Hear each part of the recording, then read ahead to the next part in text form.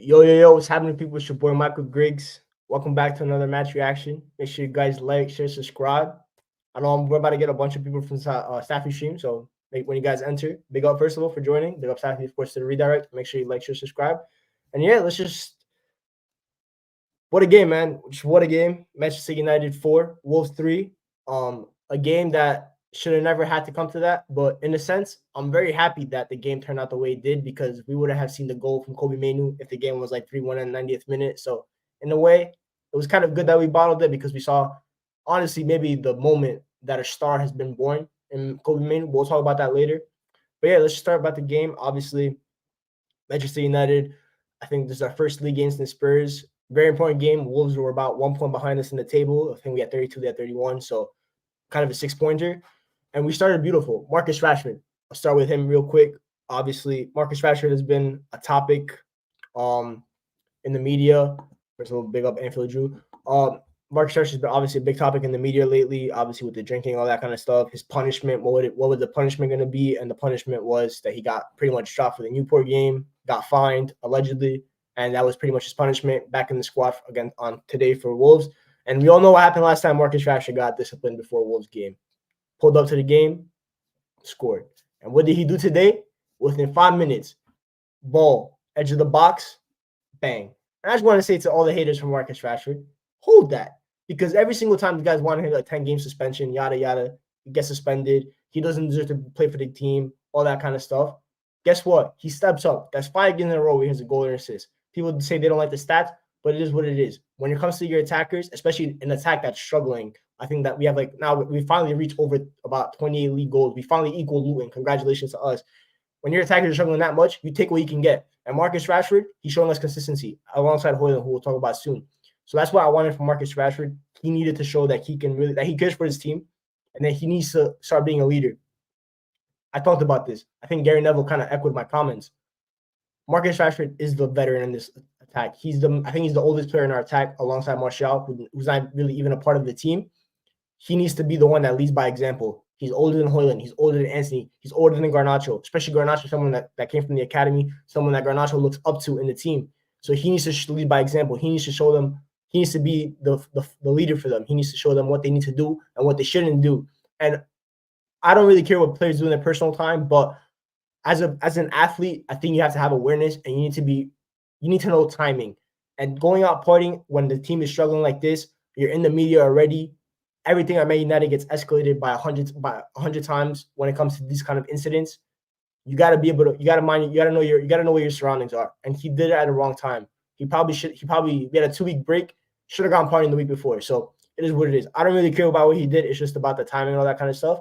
But today he showed that maybe he learned from his mistake and he scored, and it was crucial for the team winning the game. I thought he had an excellent first half. He also was crucial for the second goal where he passed the ball to Shaw and the overlap, and Shaw assisted Højlund.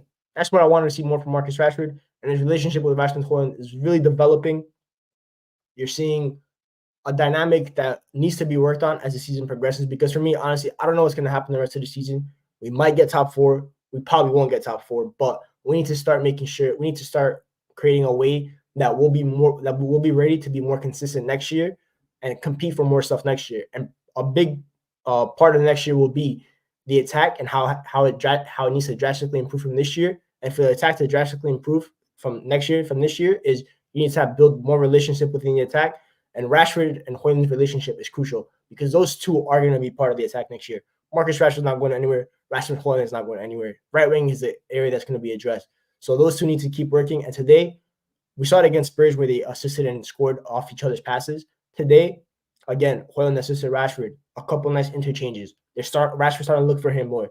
That's what he needs to keep working on. And so far, I'm really happy. And Rashford has scored in 4 games in a row. Rashford assist or goal in 5 games in a row. That's what's up. Let's go through the comments real quick before I go on to more of a monologue. Big up Sunshine. Big up Hassan Ali. Man, I saw what he did for Safi. Great guy. Grace knows ball. He's good when he does not. Rashford is good when he does not think. Instinctive. I agree.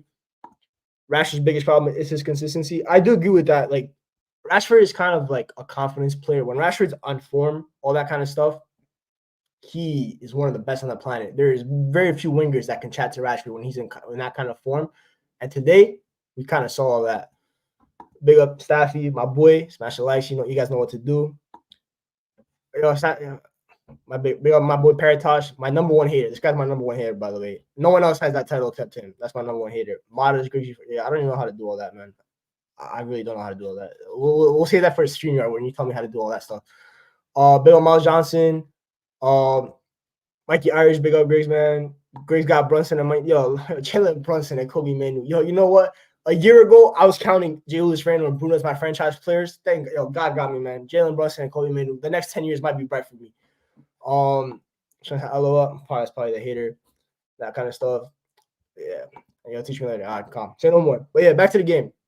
Hoyland. That's enough about Rashford. Rasmus Hoyland. Today, Rasmus Hoyland, that was his best game in the United jersey by far. No question that is his best game in the United jersey by far. Because in my opinion, he showed today what is needed to be a complete number 9 at Man United. He showed up for the ball, good link-up play, duel with his center back, and wasn't wrestling them like he did. Good layoff passes, good movement in the box. That first goal, that's the goal that he scored. It's lucky in the sense that the ball bounced, but that's what you need from your striker. You need them scrappy goals. I'm happy that the way, was it Sunday against Newport, Hoyland got another scrappy goal. That's what you want from your number 9. You want your number 9 to be able to get the scrappy goals. I remember when Ole, when he first came in, he's like, I need a number 9 that's going to break his nose for a goal. That's what you want. The best number 9s, the poachers, they'll sacrifice their body to get that goal. And that's what we saw with Hoyland today. He just dove at it, ball nicked a little bit of his body, and then went in. That's what I want, because Hoyland has good finishing. And we saw with the offside goal, it was unlucky to be offside. He's shown that he could do that. He has like the finishing bag, all that kind of stuff. And it's just that kind of striking. That's 4-4. And I always said this. I said, once he gets that first goal in the league, he's going to go on a run. And I think he has 9 non-penalty goals in all competitions so far. I'm like 99% sure that's top in Europe for 20-year-old and under strikers. And he's having a bad season. So think about that. This is his first season, adjustment period. He's playing an attack that's so unfunctional. When the attack gets better, he'll look better. When he gets a right winger that actually knows how to pass the ball and it's not a ghost out there, he'll get better. So it's a good start for him. Good month. He had a great January, good start to February. And honestly, I think that's like 4 goals in the league now, or like 3 or something like that. If he can somehow rack his way up to 10 non-penalty goals in the league and 5 in Champions League, that's 15. 15 goal season for Hoyland in his debut season. That's fantastic. I know he cost 70 million, all that kind of stuff, but I think I had him earmarked for about 15, so I'm happy with that. In the comments, Griggs will not in summer for Kobe understudy. No, we put him together, bro. But we'll talk about Mainoo. We'll talk about what he needs. AFC Chris chilling. Julius Randle. Julius Randle's a good number 2, but he can't be my franchise player. That's Jalen Brunson. Look at my boy Mustafa, always supporting, holding goal and assist. Rafa Benz, Locatelli, De Zerbi. No. Keep De Zerbi far away from my football club. I don't need that hipster at my football club, bro. 4-0 to Luton. That's embarrassing. That's GG. My boy CK, like the video, you frauds, dweebs. I'm not gonna call you guys dweebs though. I love you guys. Besides CK, big up. Hassan Ali says his mentality will take him far.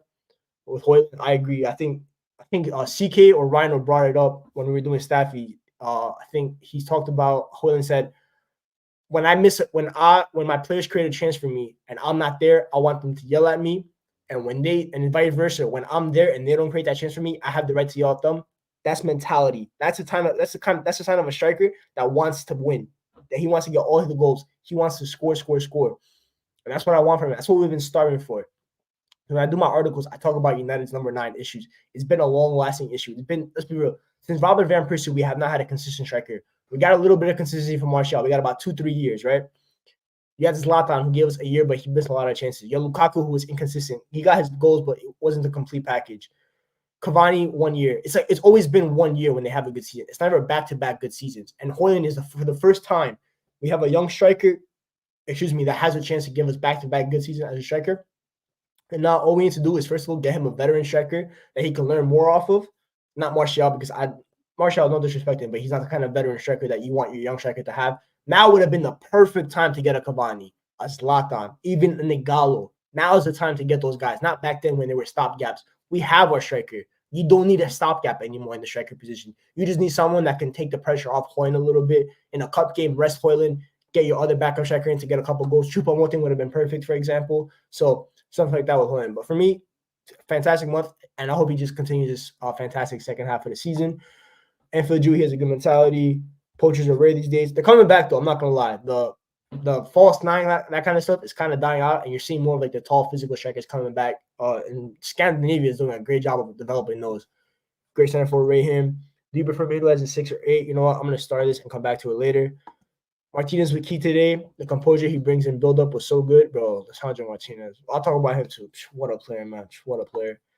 Julius Randle's Scott McTominay. Yo, respect Julius Randle. Julius Randle's a much better player than Scott McTominay. Let's have some respect to the All-Star, man. Mason Honeyborn, big up. I think you've been here since the beginning. I've always remember you in the comments. Ball Talk saved again. So big up. Thank you. Yeah.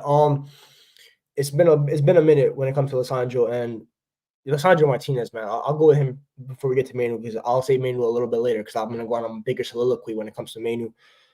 Alessandro Martinez, y'all, I've missed him. Never leave me again. Alessandro can never leave us again, bro. Because if he leaves us again, it's cooked. He is the system. When we talk about like a lot of coaches, you're like, this one player really defines the system, right? Like under Pep, obviously, I'm not saying Alessandro's Messi, but like Messi defined the system, all that kind of stuff. When you're looking at Messi now, you're like, Vudgy, he's the system. When it comes to Ten Hag, right, the young used to be his system, and that's why he wanted the young as his number one target. When you look at Man United now, Alessandro is the system. Without Alessandro, there is no Man United in terms of any kind of football. The way he's composed, the way he defends on the front foot, his aggression, his line breaking passes, the long passes. He has everything in his bag. Bro, if he was 3 inches taller, he'd be the best center back in the world. Obviously, the height will always be an issue. And when it comes to the next manager, they might move him to left back. But as long as he's on the pitch, he is Man United. He is the system. He controls everything. And we need him at his full health because this coach is not good, right? But when you have that kind of defense, right, even though they conceded 3 goals today, a couple issues, but you saw the way that those guys wanted to defend today after every goal kick. You remember last year against Liverpool when we really started the Ten Hag era, right? After every throw-in, after every goal kick, fist pumps, the claps, the hugs. That is what United haven't had that this year. They haven't defended as a squad. And today you saw more of that, especially in the first half. We dominated in the first half. They could not breathe. We had them on lockdown. Pedro Neto, who's one of the most skillful wingers in the league, couldn't do anything. And we saw that today when Alessandro coming back. For me, Alessandro is the captain of the defense. He leads them. Rashford's the leader is the leader of the attack. The attack goes where he goes. In the defense goes where Alessandro goes. And that's kind of crazy to say when you have someone like Varane next to him, right? Who's the veteran, the 4-time Champions League winner, World Cup winner. But Varane was never that. He was always like, he let Ramos lead the defense, right, at Real Madrid. And today, you saw it again today, Alessandro is the captain of the defense. And Hassan Ali kind of said it. Licho was shouting a shot full time to keep the ball. Like, he is the mentality monster. And when we talk about players like that must stay at United, he is one of the first names that you mentioned. Him, and obviously we'll talk about him Mainoo later. So that's how important Licho is to me, how important he is to this team, and we just need to keep him healthy. If he gets injured again, we need to start donating our body parts to him, bro. Leg, ankle, whatever, hamstring, whatever needs to happen, bro, because he must be on the pitch for us. Here we go. My boy Saeed, I'll be on his channel in about an hour as well, so make sure you guys be on the lookout for that. I got sick for saying this, but Martinez is the most important player. He brings something to the back line. He demands the defense, and his build-up play is key to us. What is the first position you scout and bring in an upgrade? I'll start that question, Rafa, and I'll come back to that later. Kind of when we wrap up the show. Licho next captain. It could be, to be honest. I think that's something that you could really argue. Obviously, maybe the language barrier. I don't really remember it. I think he speaks English, but I'm not sure. But obviously, when it comes to like an English club, you kind of want your captain to speak English. That's how it kind of always goes. But you never know. He is captain material, though. But sometimes you don't even need the armband to be a captain, to be honest. Like, you're just a leader, right? It's not something you need to have an armband for. You just lead. That's all you got to do. And he just leads the defense. United need 1-2 midfielders. I don't believe you guys have any actual 8s. You have 2 6s, 3 10s, and McTominay, who runs like a headless chicken.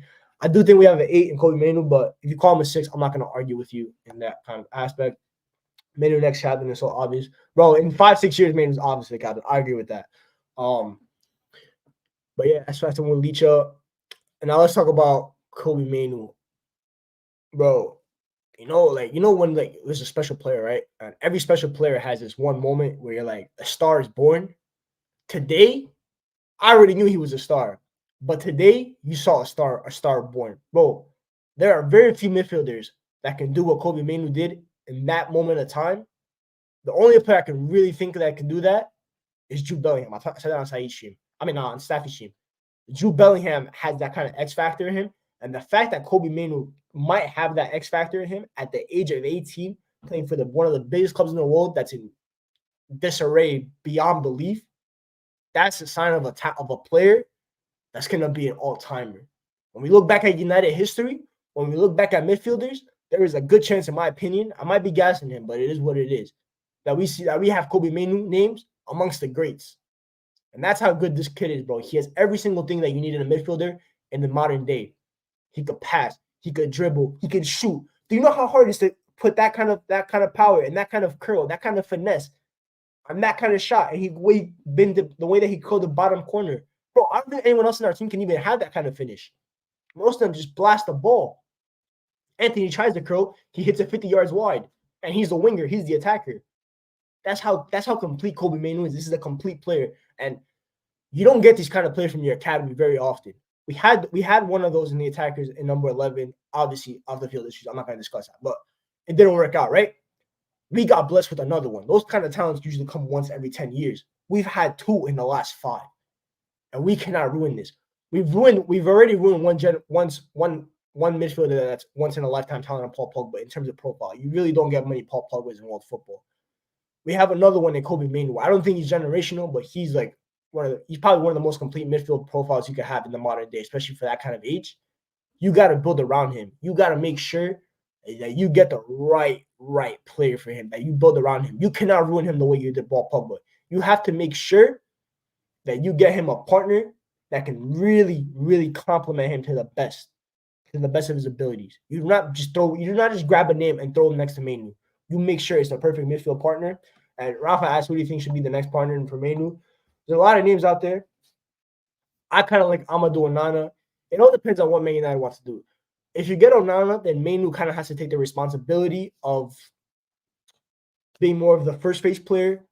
You can also just get more of a ball playing number 6, and then have Mainoo kind of be the way that he was playing today a little bit more in the first half, kind of second phase connector. He's the one that covered all the ground between Bruno and Casemiro. We all know Ten Hag's system, how much space will leave open. He's the one that covered all that, right?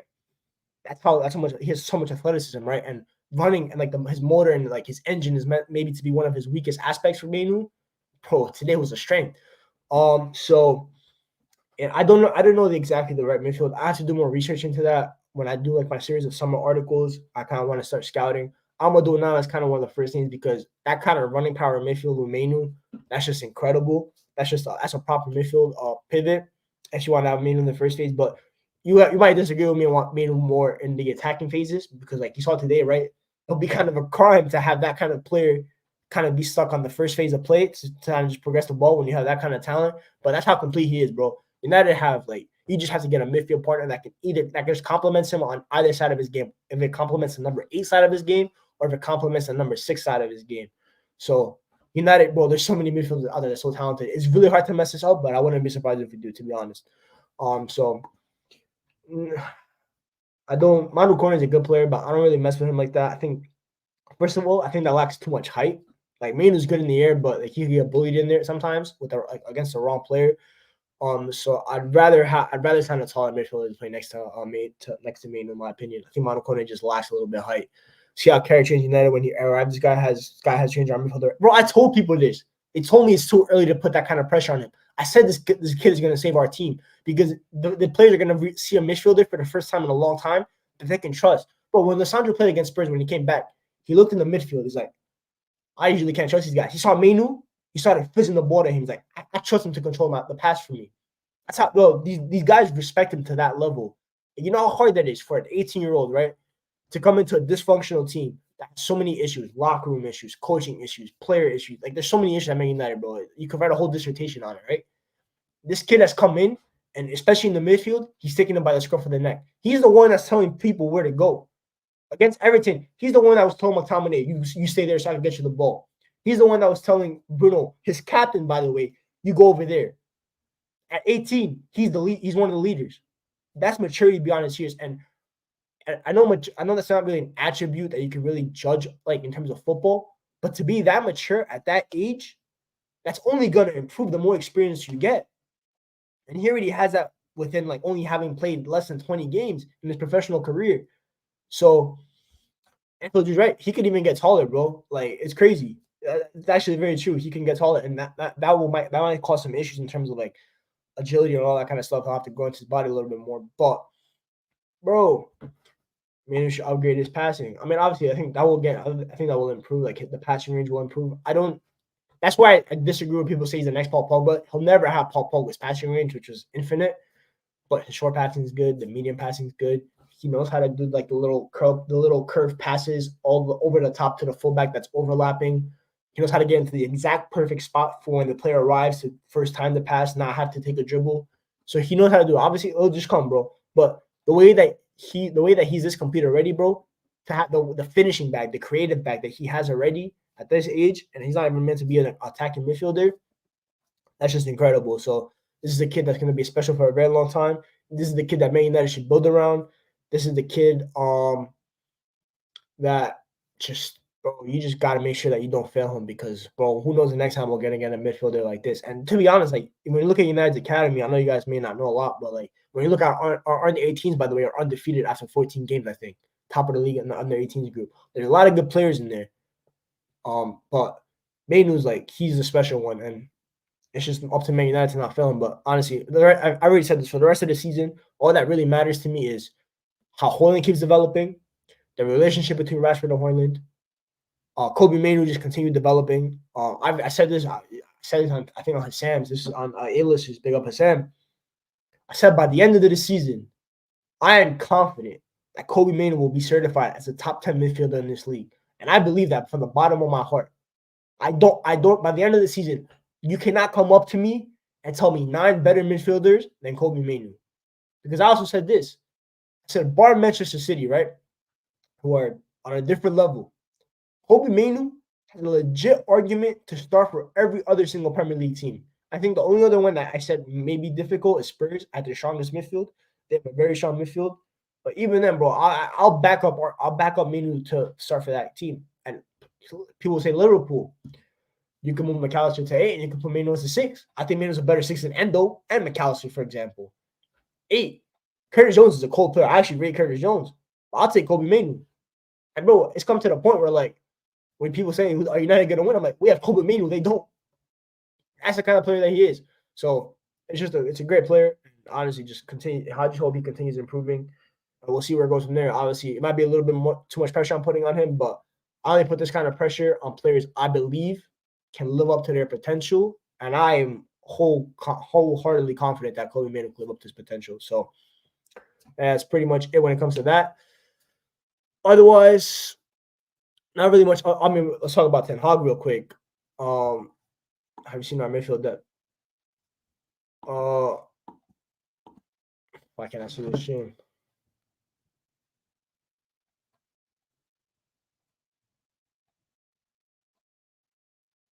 Honestly, anyone else having issues when it comes to like seeing me, or it might just be Saeed? Let me know in the comments. Let me know in the comments, by the way, if you guys can still see me like on the stream. But yeah, have you seen our midfield? Well, I actually rate your midfield in the way that you guys have reorganized it, that you like revolutionized. But thank you, I heard you. What's it called? It's a good midfield. When it comes to like talents, I think Mainoo can start. I think that he could build. I think he could have like a Mainoo, McAllister, Zoboszlai midfield, for example. I think that'd be a cool midfield, right? So that kind of stuff, right? I'm gonna check on YouTube real quick, guys. I'm bugging out, man. Yeah, my YouTube's working, so yeah.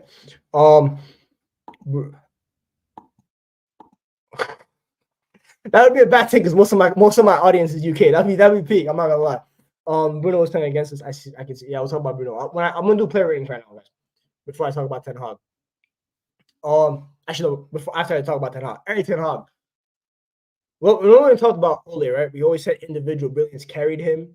Well, I haven't seen that. Don't joke with that one, but don't joke with that one. We always talked about like all the individual brilliance carried him, right? The attack carried him. Greenwood, Martial, Rashford, Bruno, Pogba, all those kind of players, right? They carried him. What you saw today for me was individual brilliance carrying Ten Hag. Because honestly, we didn't do anything complicated. We just our press was okay, right? But like we just retrieved the ball and we just passed quick. It was transitional football, which to be fair, he does want to do, right? But I didn't really see any like patterns or anything. I'm like, this is meant to be his full starting 11, right? This is meant to be the strongest team that he could field. He told us, when I get my guys back, you'll really see what this team's about. I'm not that moved when it comes to like a long-term plan, right? So do I believe in Ten Hag long term? I don't. I personally do not believe in Ten Hag long term. I've always said this. I said for me, he might see out the rest of the season, but after that, it's peak. I want a new manager come summertime. I don't know who the manager I want is yet. I'm not gonna lie.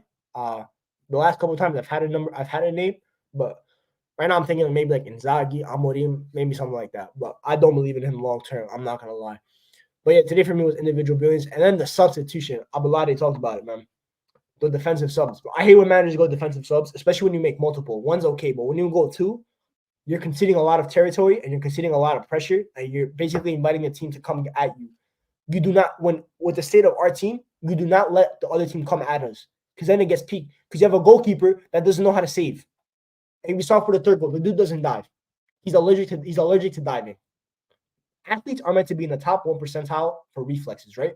Every top athlete has insane reflexes. This guy's the worst reflex I've ever seen. I've seen seventh graders with better reflexes when it comes to catching a football. He's terrible. So you can't go defensive like that with the way our team defends, the way that we play, all that kind of stuff. So I disagree with the subs. The Anthony for Rashford, you're like, okay, Anthony tracks back, right? You're like, okay, Rashford doesn't. You're trying to defend the lead, whatever. McTominay for Casemiro. Casemiro was getting leggy, conceded a penalty, got a yellow card 2 minutes in. You don't want to risk. Excuse me. You don't want to risk him getting sent off. That's fine. Hoyland getting taken off for forcing was one of the worst subs I've ever seen. And I saw Ten Hag a month ago sub off McTominay for Mainoo. Sub off Mainoo for McTominay. So this guy's substitutions are not good. And it's another part, like the in-game management. Last year, Eric Ten Hag's in-game management was usually perfection. He timed his substitutions perfectly. And usually we locked off games, but when we had a lead last year, I was confident. I'm like, we're winning. It's calm, right? This year, every time we have a lead, I expect us to concede it within 5 minutes. That's not a good thing. And that comes down to coaching. Well, our players don't know how to take this thing out of a game. I tweeted this a couple of days ago as well. I said, we don't take this thing out of a game. We saw it against Newport, right? Newport scored 1 goal. We started playing 100 miles an hour quicker. That's not what you do. You play 50 miles per hour slower than you normally do. Take this thing out of it. We'll score the first goal. Score the penalty. What did United do? Play at 100 miles per hour. Casemiro launched. Bruno launched the ball. Yeah. We scored the third goal, right? In the McTominay off a set piece. Hallelujah, we scored off a set piece. But for me, it's like you just gotta learn. You gotta tell your players, calma, tranquilo. Just tell them to calm down. And maybe he's telling them enough, and they're not listening. When it keeps happening every game, I'm coming to the point like we're just telling them what to do. We're telling them just let them do whatever, right? The guy's panicking. Came from Ajax, bring on 2 defenders. But to be honest, bro, when you look at Ten Hag's history, he's bottled big leads before. The Spurs Ajax one is a good example, right? When you're up 3-0 on aggregate and you lose like that, bro, that should have honestly sent warning signs like ringing into my head, but it didn't. But it is what it is, right? But yeah, with Ten Hag, guys, I don't personally see a future long term, so it is what it is. Now who's been in the next season? I don't know about that. I don't know if I want. Maybe not. He might be a little too bit like risky in a sense, right? Well, not now, Diego Costa. Maybe we should just pay the extra 15 mil, right, for Diego Costa. And was it a pen for me? But you know what it is, right? I hear you why it's a pen, right? Because like he made minimal contact. But when the same referee that refed Liverpool's game yesterday didn't give that as a pen for Van Dijk's 2 challenges on Nkunku and Gallagher. And that same referee, Paul Tierney, is the VAR booth ref for today in the United match. And he says that that's a pen. That's where I'm like, what's going on, right? So that's pretty good. Yeah, peak. So yeah, that's pretty much it with 10 log. But yeah, let's go to player ratings, guys, and then we'll wrap it up. I gotta go eat dinner before I go on Saeed's. Onana, 3. Like, bro, first of all, he almost conceded a pen by punching a Wolves player again. The same thing he did in the first match day. This guy thinks he's a UFC fighter all of a sudden. Which had to lead to Lissandro making the goal line clearance, right? And then the third goal, bro just didn't dive. So for me, distribution was okay. Meh. Dallo, I thought had a decent game. I give him like a 7. I thought he was pretty good, right? So I thought he had, I think he had a really good touch for the first goal, like that was disguised that led to the goal. So I'll give Dallo credit. I think he's been decent, and I've seen a couple of tweets like saying that Dallo is our player of the season. When you really deep it, he might be because I think he's been the most consistent. So you got to respect consistency, right? I'm not saying he's been like a perfect player, but he's been mostly like 7 out of 10 for most of the season, which is a lot more than other players can say because let's say Rashford, right? He's playing much better now, but he was like a 1 out of 10 in the beginning of the season, right? So I think Dallo had a good game. I give him a 7. I'd give Varane a 6. I think box defending was excellent, but he had a more quieter game, I think, than Licha. And sometimes that's a good thing for a defender, to be fair. To be quieter means like that you weren't really like seen as much, like so that kind of stuff. You weren't loud. Maybe you didn't make as many mistakes, but Licha was loud and was excellent. So yeah, I'd give Varane a 6. I'd give Licha a 9. Well, what a player, bro. It's a ridiculous player. It's ridiculous talent. Shaw, I give a 7. Had the I don't know if he got the assist for Højlund, but he's the one that played the pass into it. I thought he was good. Overlapped a little bit more today. Made a nice little overlapping run, so I'm happy with Shaw's performance today. Casemiro, 5, I'd say. Had a couple good tackles. Had a scissor tackle that he got carded for in the second minute. Missed about 2 sitters. One he was offside for, just time to run. Blasted 2 shots into no man's land. So yeah, Casemiro, very iffy. I give him a 5. Bruno gets a 1. He was the worst man on the pitch today. I know he got the shit for the McTominay goal, but he was abysmal today. Just didn't do anything right, in my opinion. For me, that's a 1. Just terrible, terrible performance from Bruno. Mainoo,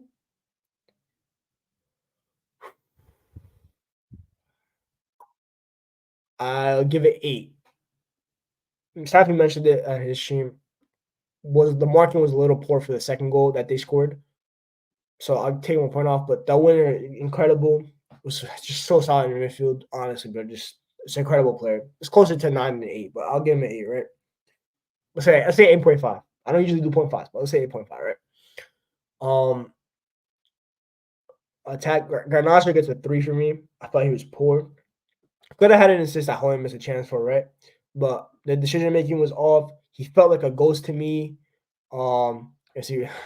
I just giving a couple of my hair, bro. Sometimes I'm trying to be fair though, right? Trying to be fair. But yeah, I think Garnacho for me just looked like a ghost in the first 30 minutes. Like everyone else was balling in the first 30 minutes, right? Except him and Bruno. Like it was just so quiet. And I think you're gonna see a lot of that with Garnacho on the right because United are always predominantly a left-handed side team, especially with Bruno moving to left center mid instead of right center mid, which I thought was gonna be the opposite, right? So you have Bruno on the left, right? You have Rashford on the left. You have Højlund, who's actually drifting more left. So Garnacho's gonna kind of be just lost, right? And he doesn't have a relationship yet with any other player you're like that's developing. And that kind of worries me a little bit with Garnacho, but it is what it is. Højlund gets an 8. Good goal. Should have had 2. Good movement. Solid link up play for the most part. Had a couple of touches that were very iffy, but very solid game. And I'm very happy for him and just continue it, right? Because you got a tough, I think we play West Ham on Sunday, and West Ham are a very tough team to break down. And he's going to be going up against Mavropanos, who's a tall physical center back, and I think Ogbonna, who's another tall physical center back. So it'll be a little rough for him on Sunday. So, but if he could back again on Sunday, that's 5-5. Oh, that's incredible. Yo, we're definitely not complaining, right? Who's next? Rashford, right? I'm gonna give Rashford a 7. I think Højlund was better than him today. I thought Højlund's performance carried longer than his today. Rashford was excellent for the goal. I think he was excellent for the first 30 minutes. Then his game kind of declined a little bit. Had a couple he got the ball a lot in the box, and he sometimes the decision wasn't always right. And Rashford, that's always what you're gonna have to suffer with, right? So it is what it is. And that's pretty much it. In terms of the subs, I'm not really gonna rate them. I don't really care. And Ten Hag, bro, I might just give him a 3 because those substitutions, that forcing substitution for me was made no sense to me. Or else I'm not giving Ahmad any minutes. So yeah, I'll give him a 3. But yeah, I think that should be pretty much it. A couple last questions. Amon Kong said, "Do you believe in the summer getting rid of Bruno and Rashford would change his style of play and create a better attack?" It could. I've, I've always said this with Rashford and Bruno. If Ineos want to make a real statement when it comes to like really changing this team, right? My bad, Abalade Uzuma. Rashford and Bruno, if you really want to make a really big change in Man United, when we're talking about players, getting rid of Rashford and Bruno would be the biggest change you can make and the biggest statement because those two, for me, whether it's good or bad, whether you view it as a negative or positive, right? The team goes as far as they go, especially when it comes to the attack, right? Bruno's your main chance creator, Rashford's your main goal scorer. So you go pretty much as far as they can take you. And we've seen it this year so far. Both have not been as good as the previous years, and we're struggling, right? So it makes sense. I'd keep Rashford personally. I think he still has a lot to offer you, whether it just be on the left, whether it be off the bench. I don't know. And not really, you can't really bench him. I also don't see Ratcliffe selling his most prized English asset when he wants to build a really strong English culture at the club, right? There's not really a much more popular player in England than Marcus Rashford, or more like he's one of the faces of the country, right? So I don't think so. But with Bruno, I would take cash in. I would cash out on Bruno. He's not the first player I would address, right? But I think it's like there's much bigger issues, right? But I'd say this: I think when Bruno's like he's 30, we got him when he's 25. His athletic limitations were already there back then, and the older he's getting, they're more and more visible. So, what's it called? I would cash out on Bruno. If an offer came in for Bruno, I'm taking it. I'd sell him and I'll go get a replacement. I don't know who the replacement should be. I've heard Verts. Honestly, I don't think we can get Verts. I don't think we don't have the reputation that we used to have to be able to convince Verts when we talk about other top clubs looking for him. But someone like an Eze, something like that, I'd go for it. It's a shame that Madison like went to Spurs and we couldn't get him. But yeah, that's my answer. Like I'd sell Bruno, Rashford, I keep, but like let's say an offer came in right for 100 M's for Rashford, you gotta take that, right? But it's like I've seen people sell Rashford and go sign with Toma. But that's a downgrade. That's a massive downgrade. But Toma can't give you a Rashford can. So we'll see. But it's also depending on the new coach, right? Like let's say we get Inzaghi and you're playing more with 3-5-2, and you don't really need Rashford as much, right? Amorim plays a 3-4-3, but his wingers are more inverted. They're more pocket wingers. Rashford's not a pocket winger. So it's very interesting. But we'll see. We got time for that. Also Rashford is interest from PSG, which you might want to take up on because I've always said this. I said this for Rashford, right? I said personally that Rashford should leave when it comes to the fact that I think the relationship between him and the fans has deteriorated to the point where it's going to be hard for him to get a lot of the fan base back. Like, they already made up their mind about him, right? There's not really much that he could change because he had a fantastic season last year where he scored 30 goals in all competitions, which he joined a league company in Man United history. Yeah, a lot of people just weren't happy with him, right? They weren't satisfied with it. So if he had that kind of season, fans weren't satisfied, right? And that's meant to be like one of the peak seasons that Rashford can have. When will they really be happy, right? So might just he's also come to the point, right, where he's coming to the age where he needs to start winning trophies and start competing for the major honors. United are about to go through another rebuild again. How many rebuilds is Rashford going to be here for, right? So it's interesting. What should be our position to leave this season and next season? I think United will finish between 5th and 7th this year. I don't think we can get 4th. We basically have to win about 90% of the rest of our games. And we still got to play all the big 6 except Spurs. So it's just too much, I think, for us to get to 4th. But if we get 5th and England end up in the top 2 coefficients, right? When it comes to getting the extra UCL spot, we can get 5th and snatch a UCL spot, you know? But I think United will finish between 5th and 7th. I think next year, I can't predict what's going to happen next year yet because I'm expecting a squad overturn. I'm expecting a new manager. I have to see what the summer signings are. If we have, let's say, an 8 out of 10 summer or better, I'd expect to get a top 4 again, right? So we'll see. But I think United are about 2 to 3 years away from really challenging if everything goes to plan, right? Rashford, I'll keep. It's coaching. know what it is though, Sasan. I think there comes an age where coaching really can't help you because you've already developed a lot of instincts, especially with Rashford, that you just can't let go of those instincts, and it's really hard to coach new ones, right? Those kind of instincts that Rashford needed coaching in, right? That needed to happen when Rahal was here, right? So he needed the coaching that Sterling got from Pep. He never got it. So it's like analyze a ton. I would do that. He's too inconsistent. He could turn it on when he wants to. I agree.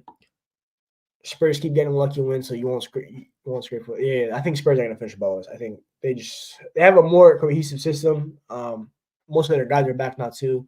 When they're gonna when they get their guys back from their international tournaments, it's peak. Nico Williams has more potential than Rashford. He might. I think he has the potential to be a more consistent player than Rashford. But at their best, I don't think Nico Williams is better than Marcus Rashford. I'm sorry, but when you got a winger that can give you 30 goals and like 12 assists, that's scary. That's good end product. That's something you can really take. You take that like you what's it called? What's the saying? They can just take that you can take that into account and just like shrug it off, right? That kind of output is rare these days when it comes to wingers. So yeah, I mean, no, I really rate Nico Williams, bro. I want Nico Williams. He's my number one target for the right wing. Scouts, that's the scouts number one target. And you also want Olise, which I'll also be happy with. But yeah, our share is fire today. So yeah, that's pretty much it, guys. Thank you for everyone that tuned in. I think we got up to about like 50 viewers live at some point. Appreciate it. Big up anyone. Hope you guys liked already. Share, subscribe. I don't even know if we got any subs from this video. I hope it did. If you haven't subscribed, please subscribe. I'm gonna try to really keep it more consistent. Obviously, I've only been doing match reactions, but I'm gonna try more to do more videos. So what do I think of Pedro Neto? Honestly, I think the injuries are the only reason I'd probably stay away, but I think he's a top tier talent. I think he could start for United. I think he'd change our attack. He's a United heritage winger. Like when you think of wingers at Man United and you look at the current landscape, the market, Pedro Neto fits that bill, right? Him and Nico Williams for me. The way that they're direct, two-footed, all that kind of stuff. He's a perfect winger. He's incredible. So yeah. In terms of what's coming up, obviously I said I'll be on Saeed's in about 30 minutes. A-List is on Monday. Match reaction Sunday. Let me know if you guys want NBA content. Obviously the Knicks are on the Knicks are on fire right now. I'm so gassed, bro. When it comes to basketball, bro, like I love football, right? It's my love, it's my passion, it's my career. But I'm not gonna lie, I got to the point where like with United, it kind of got boring to the top. We were talking about the same topics. I want to talk about more topics. Let me know in the comments like what United topics you want to talk to me about that are kind of different than like your regular topics, right? Whether it be summer topics, DOF, all that kind of stuff. So yeah, yo, Hassan Ali, bro, you're like my favorite member on Saeed TV. You can't call my basketball team frauds, bro. Respect me. I'm one game back from the second seed in the conference. We're him, all right. We're them. We're a legit team. So yeah, let me know what you guys want to see. NFL videos. I'll definitely be doing a Super Bowl preview. I'm gonna try to get NFL guy, my boy Salad. He loves NFL. I might even get my former college roommate. We're gonna talk about the Super Bowl, right? I'll make sure. So if you guys love NFL, I'll be definitely doing a video for that because I'm locked in for that Super Bowl. Soccer Mahomes, Kawhi, Patrick Mahomes. We'll be there. Shout out my boy Rafa. Great content. Shout out for you being humble. Yeah, Brandon. Respect my boy Julius, bro. We have our disagreements with Julius. He's I swear, bro. The way I feel about Bruno is typically how I feel about Julius Randle, but Julius Randle is doing the what's it called? Not redeveloping. He's like kind of changing like his style, which I always wanted Bruno to do, right? I'm like, yo, turn him into more of a control player, disciplined player. Randall's turning into that. Bruno's not. But yeah, playoff front. Yeah, there's a reason why we ripped all the posters down at NYC, right? But yeah, big up, guys. Make sure you like, share, subscribe again. I'll see you guys back on Sunday. Bradley, Liverpool, La Axa, they call them. And yeah, this is super exciting. Yeah, we'll talk about that. Maybe I do an NBA Q&A, right? I'll let you guys ask me questions. Reinvent. Yeah, there you go. Reinvent his game. Thank you, AFC Chris. He reinvented his game, right? That's what I want Bruno to do. I think Bruno needs to reinvent his game if he has any hope of really being a successful Man United team. But I don't think Bruno can really. I don't think you can reinvent your game at 30 in football. I'm not gonna lie. It's very, very hard. Only the best of the best can really reinvent their game. Like Ryan Giggs, for example, was able to reinvent his game because he was an amazing player, right? he had the IQ and all that kind of stuff. Bruno might not have that. So yeah, that's pretty much it. I'll catch you guys on Sunday. I'm sure I catch most of you guys on Saudi TV as well. And yeah, there you go. He said it best. The habits have been set. When it comes to anything in life, when you have a habit, it's really hard to get rid of it. And Bruno has set his habits when it comes to football. He plays the same way he did in Sampdoria a decade ago to the way he plays in Man United, right? Just maybe the quality is a little bit better. So yeah, I'll catch you guys later, and peace.